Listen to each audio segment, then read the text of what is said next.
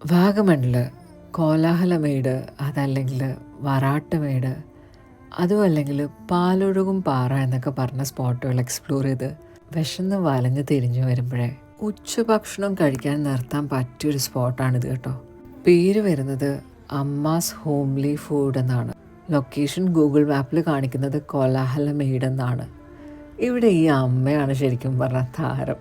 ഞങ്ങളിവിടെ എത്തിയപ്പോൾ ഏകദേശം 2:30-3 മണി ആയതുകൊണ്ട് തന്നെ ഊണ് 2 പേർക്കുള്ളതേ അവൈലബിൾ ആയിട്ടുണ്ടായിരുന്നുള്ളൂ. ബാക്കി എല്ലാവരും പൊറോട്ടയും ബീഫും ചപ്പാത്തിയും ചിക്കനും ഒക്കെയാണ് കഴിച്ചത്. പിന്നെ ഞാൻ മുന്നേ പറഞ്ഞില്ലായിരുന്നോ ഇവിടെ അമ്മയാണ് താരം എന്ന്. കാരണം മറ്റൊന്നുമല്ല, ആള് ഞങ്ങളോടൊക്കെ ഡീൽ ചെയ്യുന്ന ആ രീതി ഉണ്ടല്ലോ, വളരെ ഒരു യുണീക്ക് സംഭവമായിരുന്നു കേട്ടോ.